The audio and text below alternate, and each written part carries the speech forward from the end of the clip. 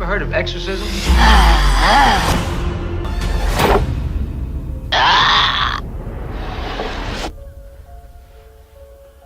Do it again.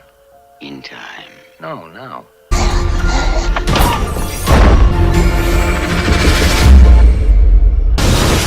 power of Christ compels you! The power of Christ compels you! What an excellent day for an exorcism.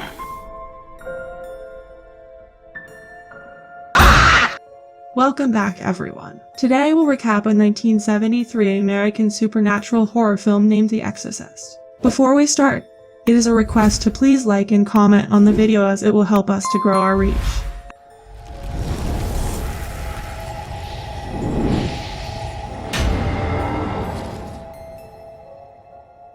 At the beginning of the movie, we see an archaeological dig in the ancient city of Hatra in Iraq.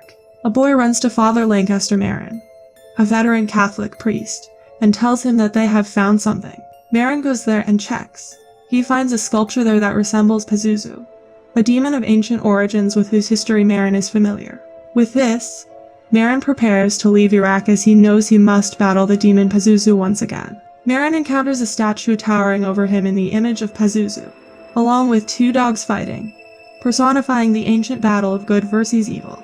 Both are an omen warning him of a looming confrontation. Meanwhile, in Georgetown, we see actress Chris McNeil hear some voices in her house. Following the voices, she goes to her 12-year-old daughter Regan's room and closes the window of her room. Now one evening walking home from the film set, Chris first encounters priest Damien Karras. We then see Father Karras visiting his old mother in a tenement apartment building in New York City. She lives alone and he feels guilty about leaving her alone. He asks to take her away from this place but she refuses. At night his mother falls asleep and he leaves from there.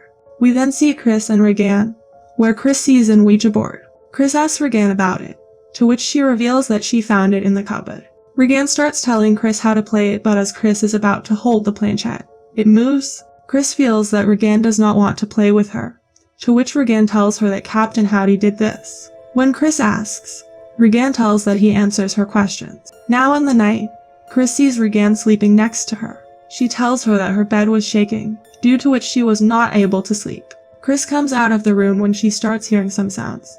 She takes a candle and goes upstairs to the attic to check, and there she hears some stuff falling, and when she goes towards that side, her candle gets extinguished, and then her servant Carl tells her that there is nothing there.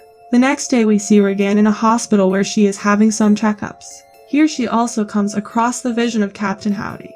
We then see Regan doing very strange behavior. After the checkup, the doctor tells Chris that Regan has symptoms of depression, which may be due to her dad's separation from her. The doctor also tells her that Regan abused him. Next, we see Father Karras in a hospital with his mother's brother, and here we come to know that his mother has been admitted to the neuropsychiatric ward. Karras is not happy with this at all, and he goes to meet his mother.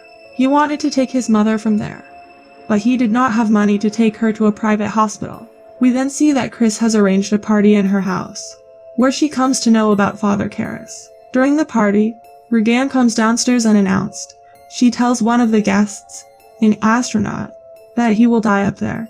She then urinates on the floor and everyone gets shocked seeing this. Later, Chris bathes Regan, and then makes her sleep and starts coming downstairs. But then she hears Regan scream, hearing which she runs to her room and sees that Regan's bed is levitating and shaking violently.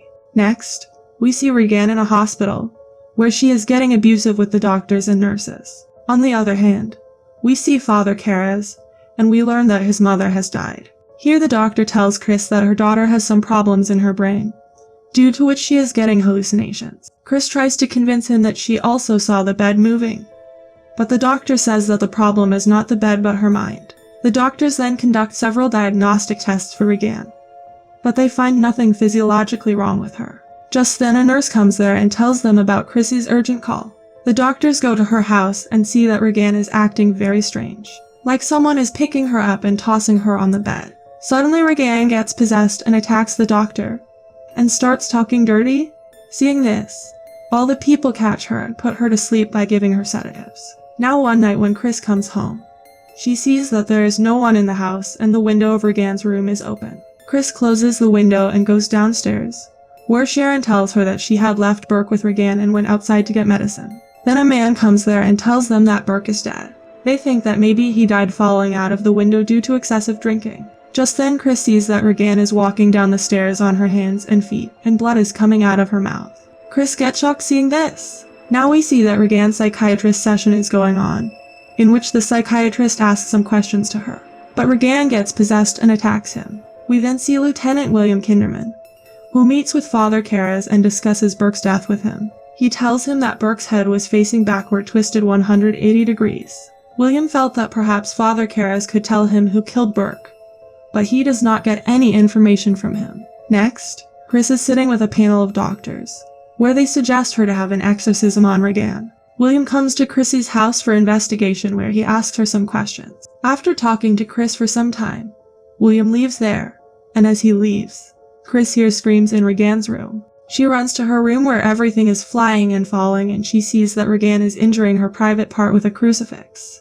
Chris tries to stop her, but during this Regan attacks her, causing her to fall away. The cupboard then moves towards Chris, but she moves at the right time. Regan's head then spins completely, which makes Chris very scared. Now Chris has no way left, so she goes to Father 𝐂𝐻 and asks him how he exorcises. 𝐂𝐻 says that all this does not happen now, and that he has never met a priest who has done exorcism. Chris tells him that her daughter needs an exorcism.